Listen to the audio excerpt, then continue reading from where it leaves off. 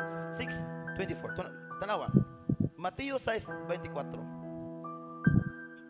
Dili mahimo nga ang usa ka tawo magpaulipon sa duha ka agalon.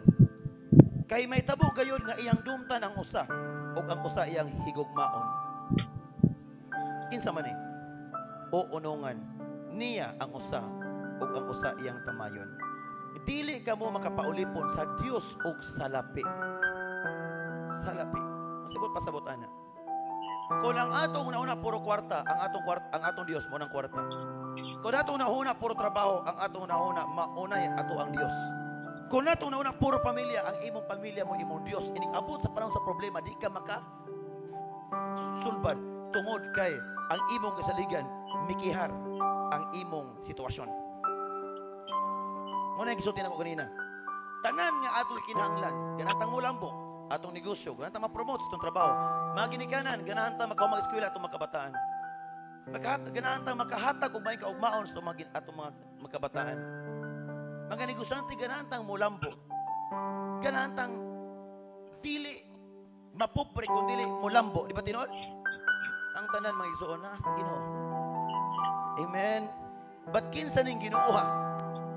The Bible says in the book of Revelation chapter 19 verse 16, yun diya, He is the Lord of all lords. Amen.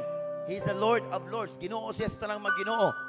Sa ato pa, ang hinungdan nga no sa una, nga gasigi ta og ampo apan walay tubag-tubag kay wala pa nakaplagi ang tinuod.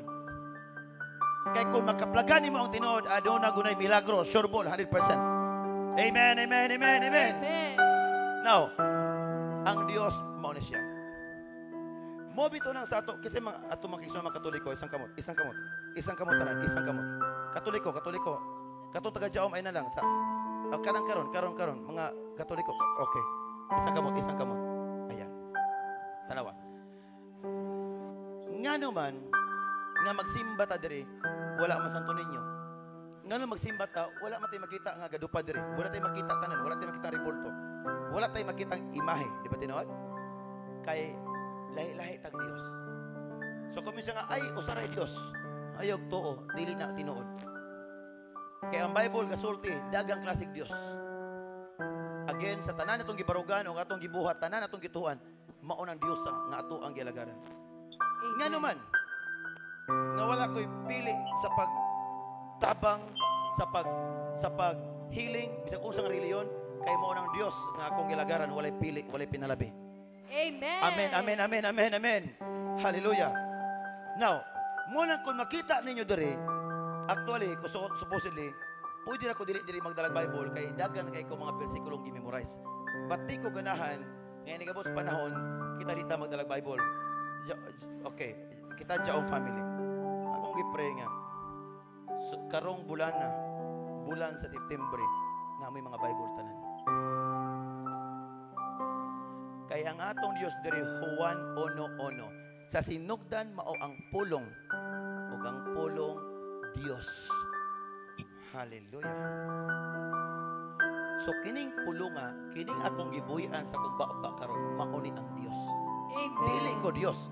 But kining pulonga nga akong gibuhi-an mo nang makaayo kay siya ni. Lantawa sa tanas. Di ba kung ang tao gikan sa tanas, di ba ang tanang pulong nga mugula siyang baba puro sinatanas, di ba tinod? Amen. Mailan ni mo di amang gud, ina ni mo gud siya. Satanas, bantay ha. Kani Dios. Bantay ha. Again, kini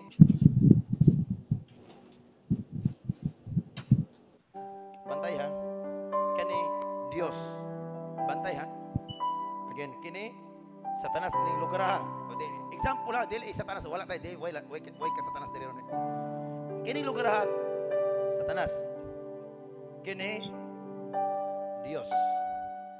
Kini magungtunga natabunan ta.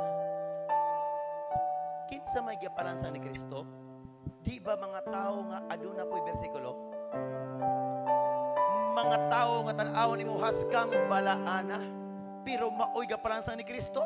Kung sa imong pasabot, tungod ining tunga, ang tao dili makatapon ni inilapita. Kung sa imong pasabot, naay kadala og Bible or gasangyaw or galid sa simbahan, pero kung imo makita puti kita awon pagka Domingo, pero inigabot sa pista mo'y maguna-una kahubog. Nakuha ba itong punto? Nakuha ba itong punto? Maunang kasagaran mo, oy, dalang gigisupay nga, ay okay ra ni, oy, total, ang ginawa masinabuton bito.